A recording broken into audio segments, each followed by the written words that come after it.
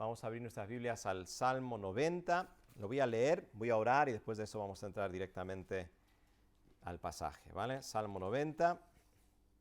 Salmo precioso, seguramente muy conocido por muchos. Dice así: Señor, tú nos has sido refugio de generación en generación. Antes que naciesen los montes y formases la tierra y el mundo, desde el siglo y hasta el siglo, tú eres Dios. Vuelves al hombre hasta ser quebrantado y dices: convertíos, hijos de los hombres. Porque 1000 años delante de tus ojos son como el día de ayer que pasó, y como una de las vigilias de la noche. Los arrebatas como con torrente de aguas, son como sueño, como la hierba que crece en la mañana. En la mañana florece y crece, a la tarde es cortada y se seca. Porque con tu furor somos consumidos, y con tu ira somos turbados. Pusiste nuestras maldades delante de ti, nuestros hierros a la luz de tu rostro. Porque todos nuestros días declinan a causa de tu ira. Acabamos nuestros años como un pensamiento. Los días de nuestra edad son 70 años, y si en los más robustos son 80 años. Con todo su fortaleza es molestia y trabajo, porque pronto pasan y volamos. ¿Quién conoce el poder de tu ira y tu indignación según que debes ser temido? Enséñanos de tal modo a contar nuestros días, que traigamos al corazón sabiduría. Vuélvete, oh Jehová, ¿hasta cuándo? Y aplácate para con tus siervos. De mañana sácianos de tu misericordia, y cantaremos y nos alegraremos todos nuestros días. Alégranos conforme a los días que nos afligiste, y los años en que vimos el mal.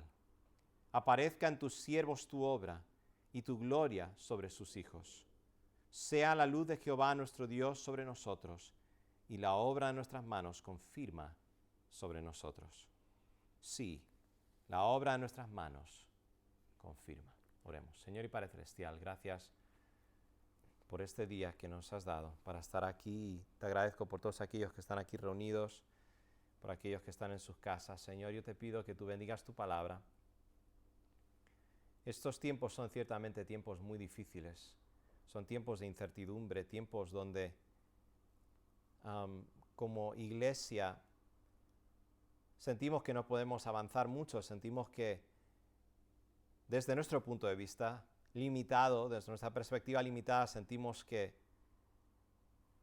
las cosas no son fáciles, no vemos quizá la salida, o cómo podemos hacer que esta iglesia crezca, cómo podemos hacer que el Evangelio siga avanzando. Pero por eso necesitamos recordar estas verdades que vemos aquí. Necesitamos recordar quién eres y qué hacer en respuesta a quién eres. Necesitamos aprender cómo vivir sabiamente delante de ti. Por eso te pedimos que bendigas este mensaje, que hable a nuestros corazones. También te pido que uses este mensaje para convencer al pecador de su necesidad de ti, que pueda acudir a ti en arrepentimiento y fe para la conversión de su alma.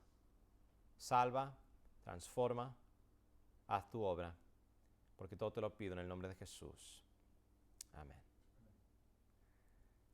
Dicen que en la antigüedad, cuando los generales romanos desfilaban por las calles de Roma, después de una gran victoria, tenían un siervo detrás de ellos que les susurraba al oído estas palabras: Respice poste hominem te esse memento. ¿Qué significa?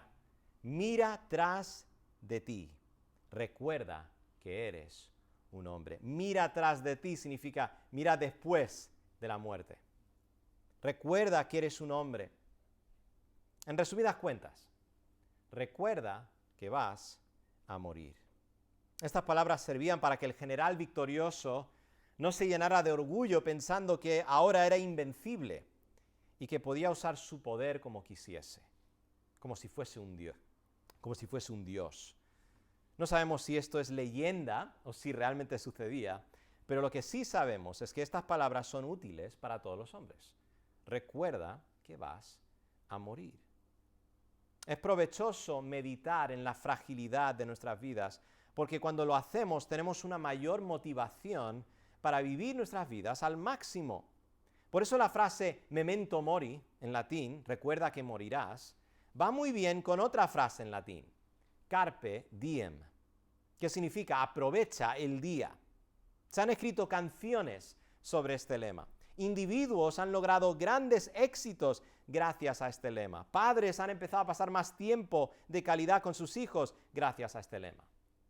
Pero el lema y la filosofía de vida detrás de este lema tiene serias limitaciones. ¿Cuáles son? Primero, no nos explica, eso es, el lema de aprovecha el día, carpe diem, no nos explica por qué nuestras vidas son cortas en primer lugar. No nos explican por qué morimos, simplemente nos dicen aprovecha el día, aprovecha el tiempo que tienes.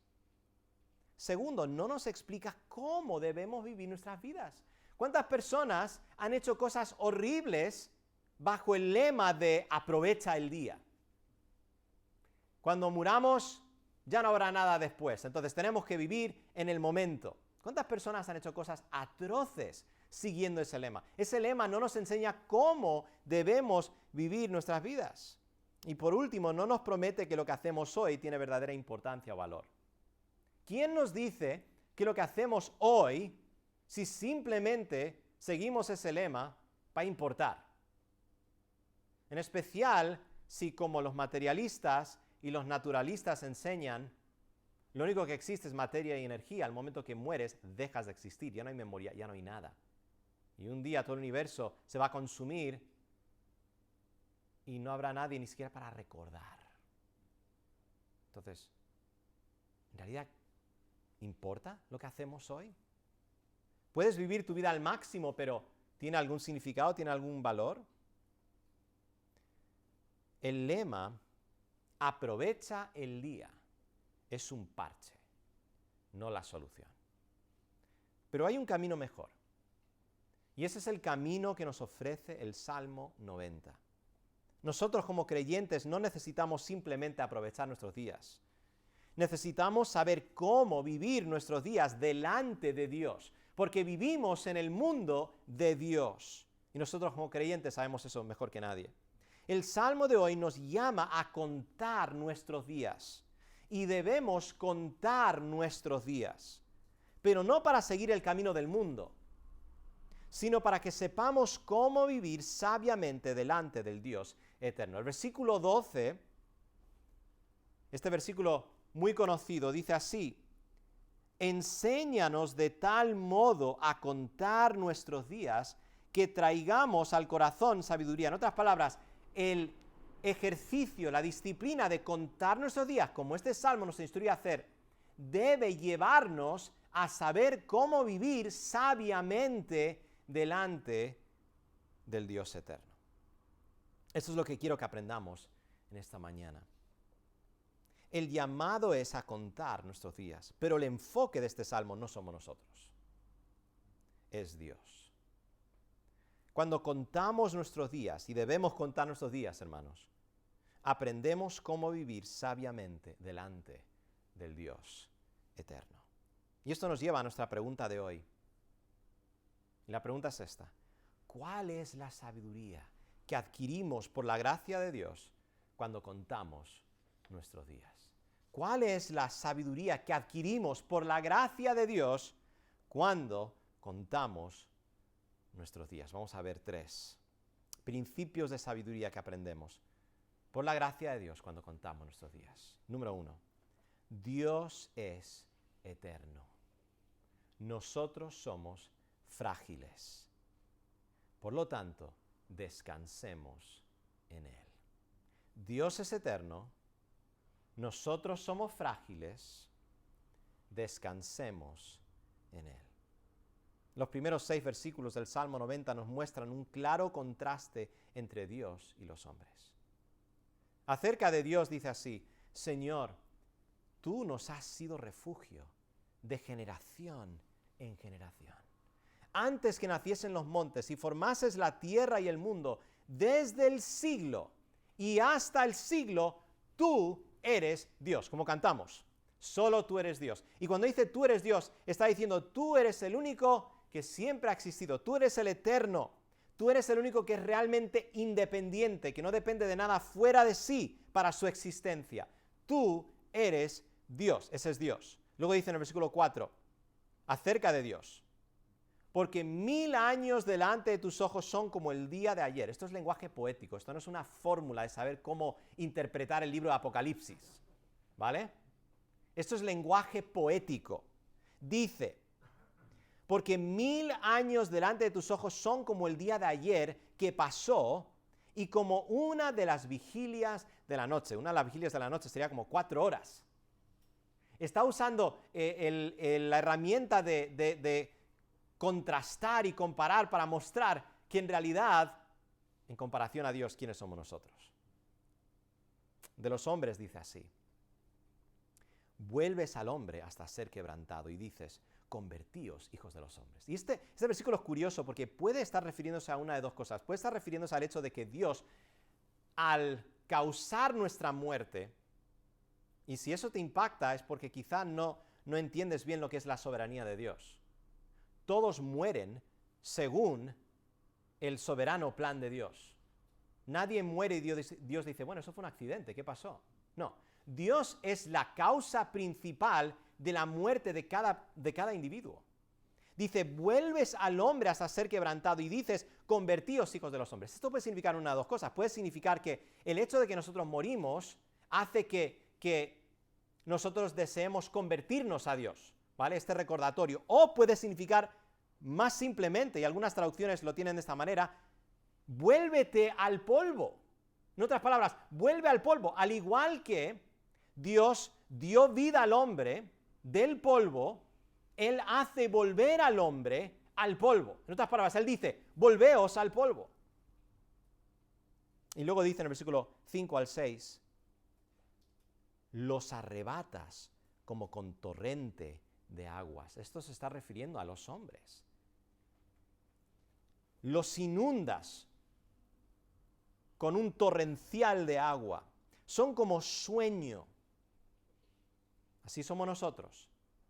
Quiero que os fijéis en el contraste. Como la hierba que crece en la mañana florece y crece, a la tarde es cortada y se seca. Y para entender la imagen que está queriendo mostrar aquí, tenemos que imaginarnos la región de Palestina, la región donde se escribió esto, una región desértica. Si hay algún tipo de hierba que se levanta, cuando llega el sol abrasador, se consume. Así es nuestras vidas. El propósito de estos contrastes es de resaltar la eternidad de Dios y su soberanía sobre todas las cosas, incluyendo la muerte, y demostrar que en contraste nosotros somos frágiles, temporales e impotentes. Pero quiero que sepáis, este contraste no está aquí para que nos desesperemos o que nos enojemos con Dios por hacer que nuestros días sean cortos. Este contraste está aquí para que descansemos en Él, sabiendo que Él es nuestro único refugio.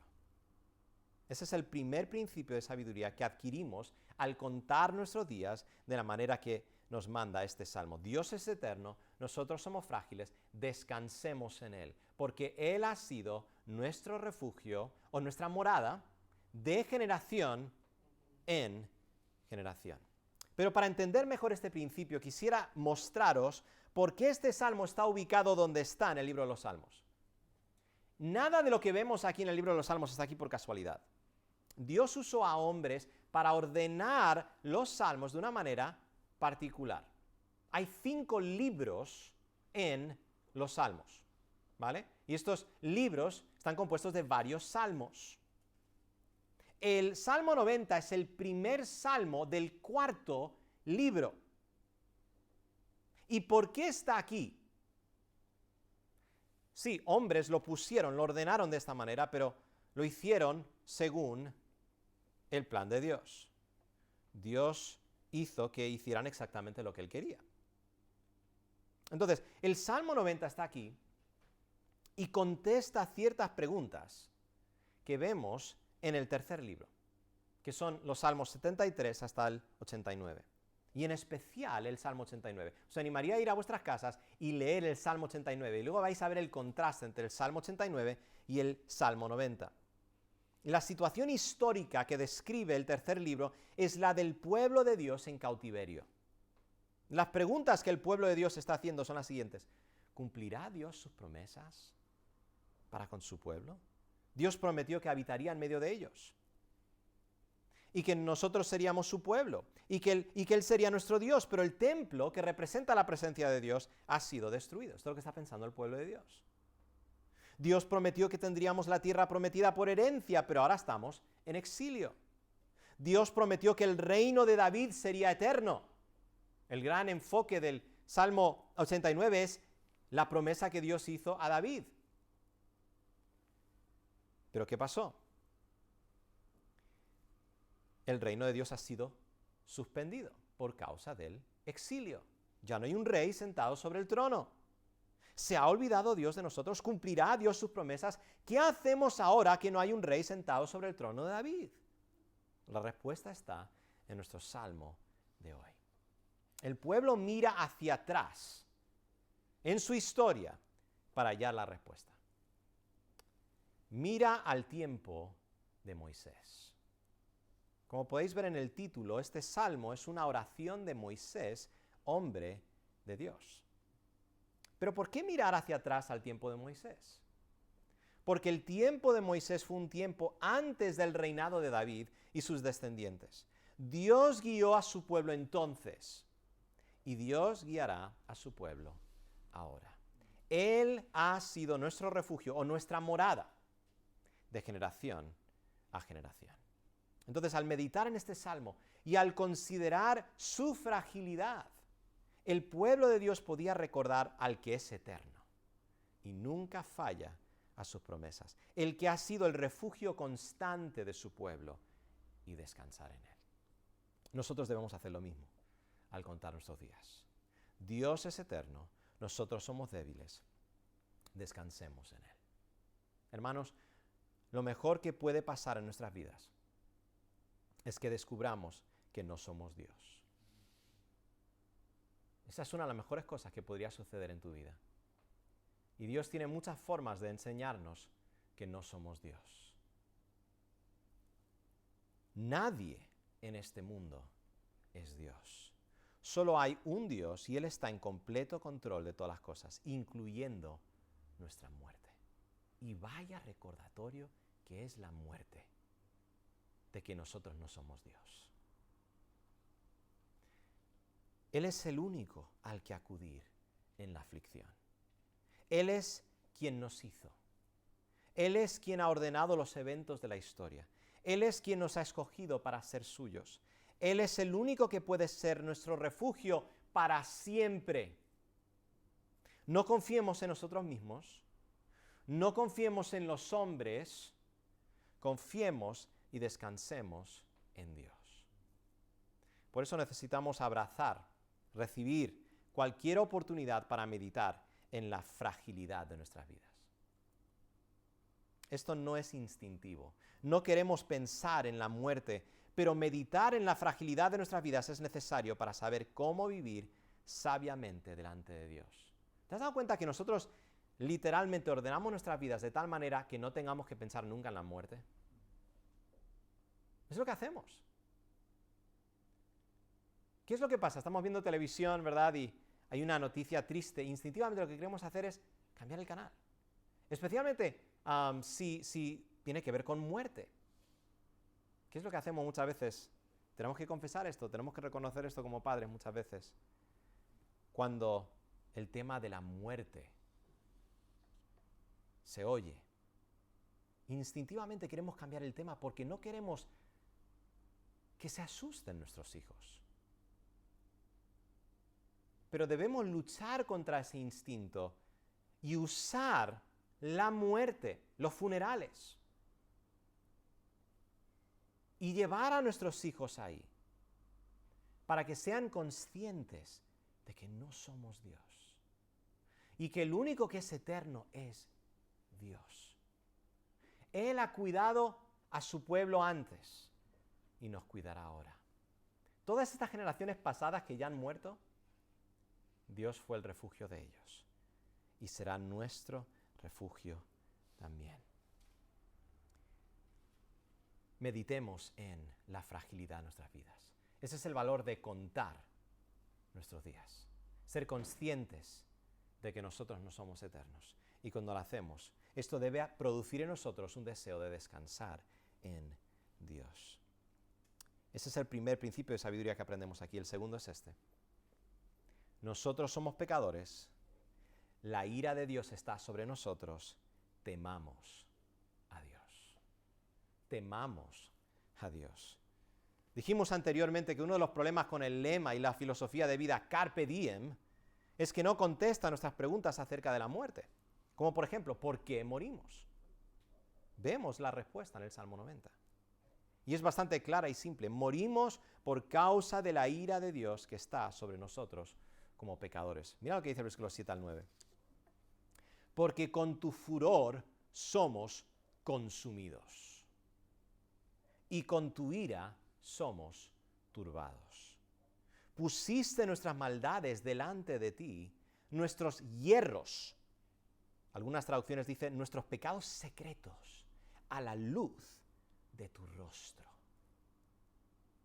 Porque todos nuestros días declinan a causa de tu ira. ¿Cuál es la causa de que nuestros días declinan?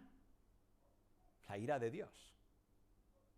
Acabamos nuestros años como un pensamiento o como un susurro. Ahora, no nos gusta la palabra ira, en especial cuando se refiere a Dios. Porque estamos entrenados a pensar en el amor de Dios, pero no estamos entrenados a pensar en un Dios lleno de ira. Pero la Biblia habla de la ira de Dios. Es más, este pasaje nos enseña que Dios, por causa de nuestro pecado, por causa de nuestra rebeldía, hace que nuestros días sean cortos. Eso es lo que la Biblia enseña. Ahora, como dije, muchos se horrorizan con la idea de que Dios podría estar lleno de ira. Pero ¿qué es la ira de Dios? ¿Qué es la ira de Dios? La ira de Dios es la respuesta de un Dios santo y justo a nuestra rebeldía y pecado. Un Dios santo y justo, cuando responde al pecado, responde con ira. Nosotros no entendemos la ira de Dios porque no entendemos la santidad de Dios. No entendemos la justicia de Dios. Si la entendiésemos, entenderíamos perfectamente su ira.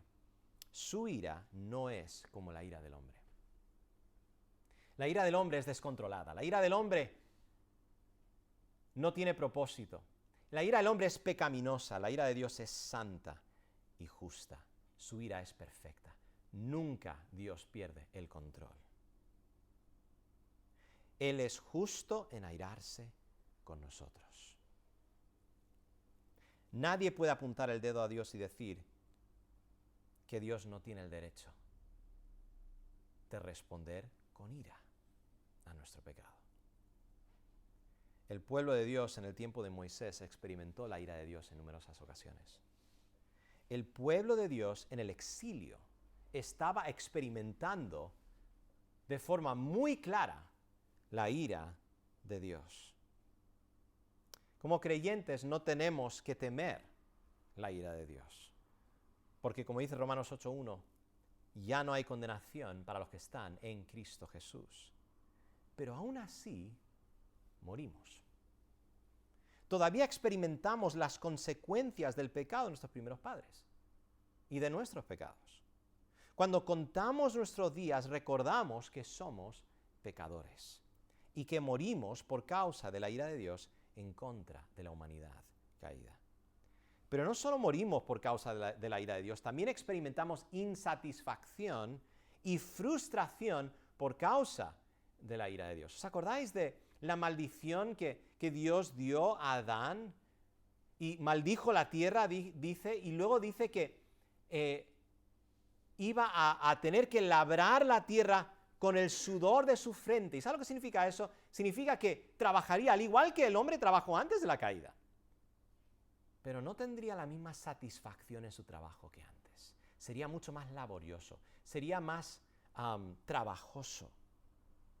Y así vivimos nuestras vidas por causa del pecado. Esto lo vemos en el versículo 10. Los días de nuestra edad son 70 años, y si en los más robustos son 80 años, con todo, su fortaleza o su orgullo, el orgullo de nuestros días, que dice es molestia y trabajo. Porque pronto pasa y volamos. El pecado nunca trae verdadero gozo. Puede que nos sintamos bien en el momento del pecado, pero siempre lleva a insatisfacción y frustración.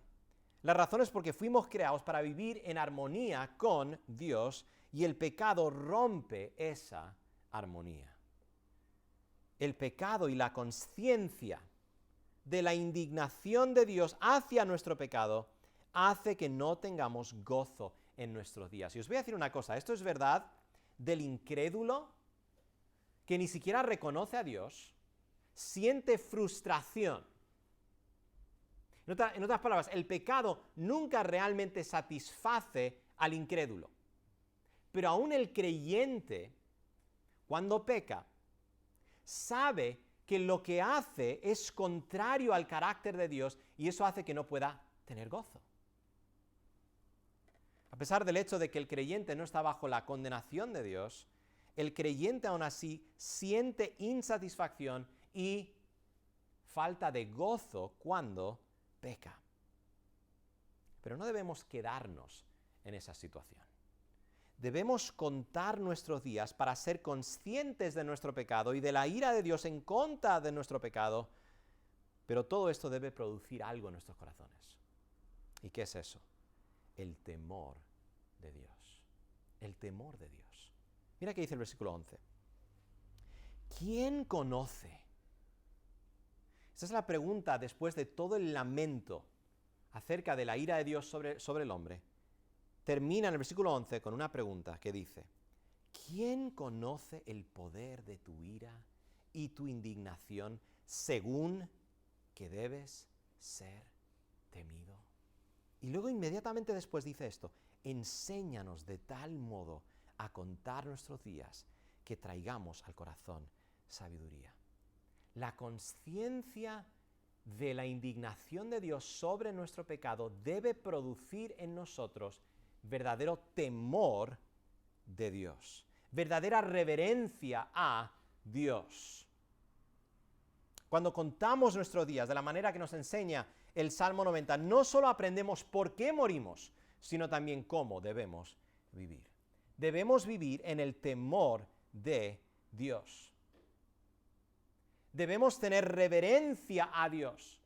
Debemos reconocer que Dios es el que tiene el poder para acabar con nosotros. Y justamente por causa de nuestro pecado. Esta era una de las lecciones que el pueblo de Dios en el exilio necesitaba aprender. Necesitaban arrepentirse y vivir en obediencia a Dios. Hermanos, el temor de Dios es uno de los medios que Dios usa para guiarnos hacia la santidad. Es curioso, nosotros somos iglesias, que nos gusta decir, somos iglesias centradas en el Evangelio y queremos ser iglesias centradas en el Evangelio. Creemos que la verdad del Evangelio es una preciosa motivación hacia la santidad. Pero tenemos que entender que hay otras motivaciones que la Biblia nos da también hacia la santidad, que muchas veces ignoramos. Una de ellas es el temor de Dios. Quiero que vayáis conmigo a 1 de Pedro 1:17. Dice así. Y si invocáis por Padre aquel que sin acepción de personas juzga según la obra de cada uno, conducíos en temor. ¿Temor de quién? Temor del que juzga sin acepción de personas la obra de cada uno. Ese es el Dios a quien servimos. Dice, conducíos en temor todo el tiempo de vuestra peregrinación. ¿Sabes por qué pecamos? Una de las razones por las cuales pecamos es porque no tememos a Dios. Una de las formas que Dios nos ha dado para lidiar con el pecado en nuestras vidas es tener una mejor apreciación de quién es Dios y temer ante su presencia. Quizás estás aquí o quizás estás viendo esta retransmisión en vivo o en YouTube y no eres creyente. Nunca has puesto tu fe en Cristo Jesús para tu salvación. Quisiera decirte que necesitas contar tus días. Pero no para aprovechar el día, sino para conocer por qué mueres, en primer lugar. Mueres por causa de la ira de Dios. Fuimos creados para vivir eternamente con Dios. Pero cuando nuestros primeros padres pecaron, una de las consecuencias fue la muerte, física y espiritual. Y la muerte es evidencia. Cada vez que vemos a alguien morir, es evidencia de que estamos separados de Dios, que esa es la consecuencia del pecado del hombre. Necesitamos ser reconciliados con Dios. Entonces, cuando cuentas tus días, no cuentes tus días simplemente para decir, bueno, tengo que aprovechar el tiempo que me queda al máximo. Cuenta tus días para darte cuenta que estás bajo la ira de Dios, que estás bajo el justo juicio de Dios. Y esto nos lleva a nuestro último punto. El tercer principio de sabiduría que aprendemos en nuestro pasaje. Nosotros somos pecadores. La ira de Dios está sobre nosotros. Clamemos por su gracia. Clamemos por su gracia. En los últimos 6 versículos, Moisés pasa de meditación a petición. Si lo estás leyendo, te vas a dar cuenta inmediatamente que ya deja de meditar en la eternidad de Dios y en la fragilidad del hombre y la ira de Dios y empieza a hacer una serie de peticiones. Podríamos llamarlas intercesiones a Dios. Cuando contamos nuestros días, no solo nos damos cuenta que debemos descansar en Dios y aprendemos que debemos temer a Dios. Aprendemos eso. Pero hay un problema. ¿Qué hacemos cuando hemos fallado a Dios? Esta era la situación del pueblo de Dios en el exilio. Esta era la situación del pueblo de Dios en el desierto, en el tiempo de Moisés. Esta es la situación de cada uno de nosotros. ¿Quién aquí puede decir que ha temido a Dios realmente? ¿Que ha obedecido a Dios fielmente en todos los sentidos? Nosotros necesitamos la gracia de Dios. Nuestros días son cortos por causa de la ira de Dios. Nuestros pecados están expuestos delante de Él, aún nuestros pecados secretos. No solo morimos por causa de la ira de Dios, sino que también los días que vivimos son, como dice el salmista, molestia y trabajo. Entonces, ¿cuál es la solución? Como cantamos justo antes del mensaje, la gracia de Dios. Y es a la gracia de Dios a la que recurre Moisés en el final del Salmo. Dice así, estas palabras son preciosas. Vuélvete, oh Jehová, ¿hasta cuándo? Y aplácate para con tus siervos. De mañana sácianos de tu misericordia. Esto también se puede traducir, de tu amor inalterable. El amor que Dios tiene para con los suyos, el amor de pacto que Dios tiene para con los suyos. Y cantaremos y nos alegraremos todos nuestros días. Mira el contraste. Molestia y trabajo, alegría y satisfacción.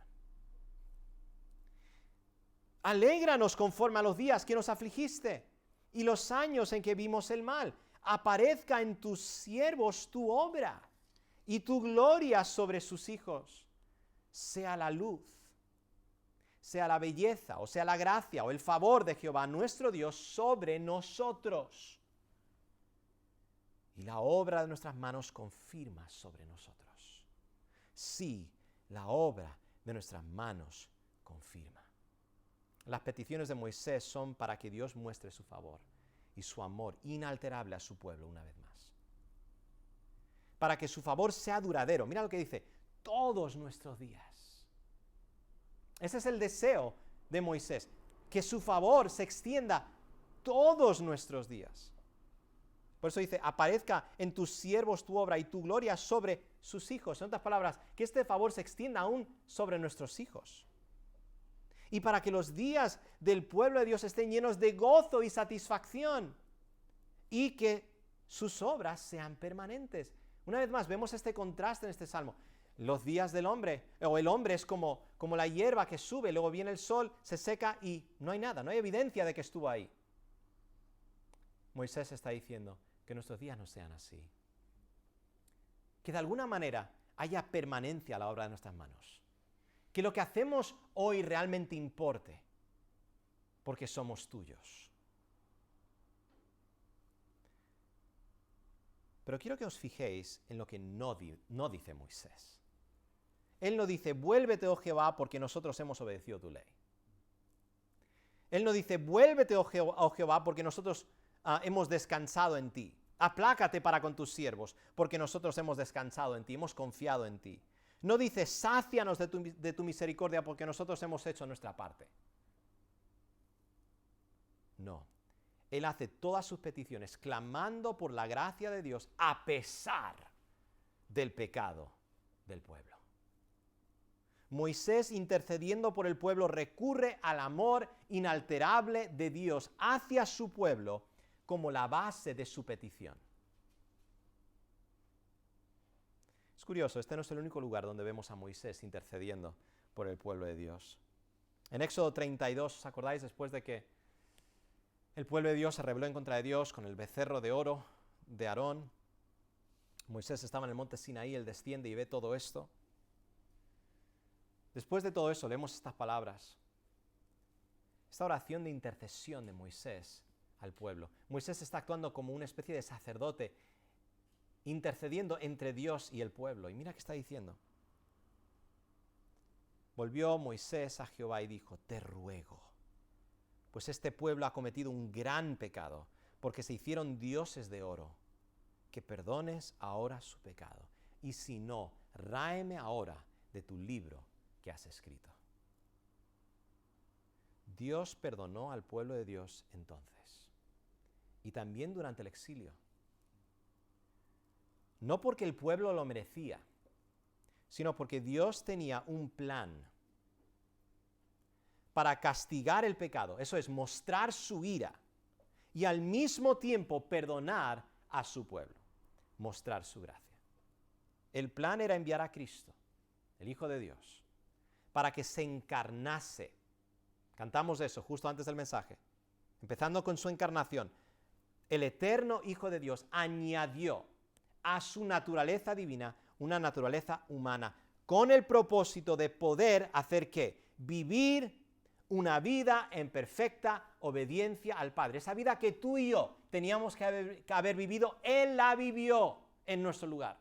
Como la cabeza representativa de su pueblo. Él obedeció donde el pueblo de Dios en el desierto falló. Y donde Israel en el exilio falló, Cristo no falló. Él obedeció perfectamente. Que muriese en sustitución por los suyos. Y que resucitase de los muertos en victoria sobre la muerte, el pecado y Satanás. Pero eso no es todo. Este mismo Cristo volvió al Padre, ascendió al Padre y sigue obrando. Sigue obrando. Él intercede sin cesar por su pueblo. Por eso vemos en Romanos 8, del 33 al 34, dice, ¿quién acusará a los escogidos de Dios? Dios es el que justifica. ¿Quién es el que condenará? Cristo es el que murió, más aún el que también resucitó, el que además está a la diestra de Dios. Él está ahí ahora mismo, hermanos. El que también intercede por nosotros. Hebreos 7:25 dice esto. Por lo cual puede también, eso es Cristo, puede también salvar perpetuamente, para siempre. ¿Esa no era la oración de Moisés? Que tu favor esté sobre nosotros siempre. A los que por Él se acercan a Dios, viviendo siempre para interceder por ellos. Necesitamos un intercesor, pero uno mejor que Moisés. Necesitamos a Cristo. Hermanos, Moisés estaba intercediendo por el pueblo de Dios en el Salmo 90, pero Moisés murió. Y con él su intercesión también murió. Cristo, nuestro perfecto sumo sacerdote, vive para siempre. Moisés pecó. Moisés tenía que interceder y pedir no solo por los pecados del pueblo, sino también por su propio pecado. Cristo es perfecto. La base de la intercesión de Moisés era el amor inalterable de Dios, en hebreo, Gesed. La base de la intercesión de Cristo es su obra perfecta, vida, muerte y resurrección, la cual es el amor inalterable de Dios hecho visible. Es el cumplimiento del pacto que Dios hizo con su pueblo. Entonces nosotros miramos a una intercesión mayor que la intercesión de Moisés. Nosotros miramos a Cristo. Y nosotros clamamos por su gracia, sabiendo que en Cristo tenemos el perdón, sabiendo que en Cristo no tenemos que temer a la condenación. Como cantamos en la última estrofa de ese himno, maravilloso es el gran amor, no temo nunca la condenación. No temo nunca la condenación, no porque yo haya obedecido a Dios perfectamente, no porque yo haya hecho lo que tenía que hacer perfectamente, sino porque Cristo vivió, murió y resucitó en mi lugar. Y Él es mi justicia. Cuando contamos nuestros días, como el Salmo 90 nos instruye, aprendemos que nuestro pecado es grande. La ira de Dios es lo que merecemos. Pero la gracia de Dios es lo que se nos ofrece en Cristo. Hermanos, contemos nuestros días. Contemos nuestros días. No huyamos de la realización de que nosotros somos frágiles. Yo creo que el coronavirus ha sido un gran recordatorio de parte de Dios de que somos frágiles.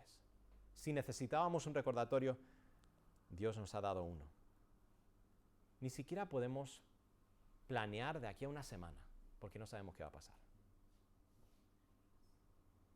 Dios es el que está sentado sobre el trono. Por lo tanto, como su pueblo, tenemos que responder en sabiduría. Primero, descansando en Dios. Eso es lo que nos llama este salmo a hacer. Contar nuestros días con el propósito de ver que Él es Dios y nosotros no somos Dios. Y por lo tanto, Él es nuestro refugio de generación en generación. Debemos meditar y contar nuestros días para que eso nos lleve a vivir vidas más santas y agradables a Dios. El temor de Dios nos guía hacia la santidad. Pero contamos nuestros días para también reconocer que nuestra obediencia es insuficiente. Necesitamos a Cristo. Necesitamos la gracia de Dios para nuestra salvación. Así que si estás aquí o si estás viendo esta retransmisión y no eres creyente, el llamado para ti es que vengas a Cristo en arrepentimiento y fe. Que no vivas tu vida como tú quieres vivirla,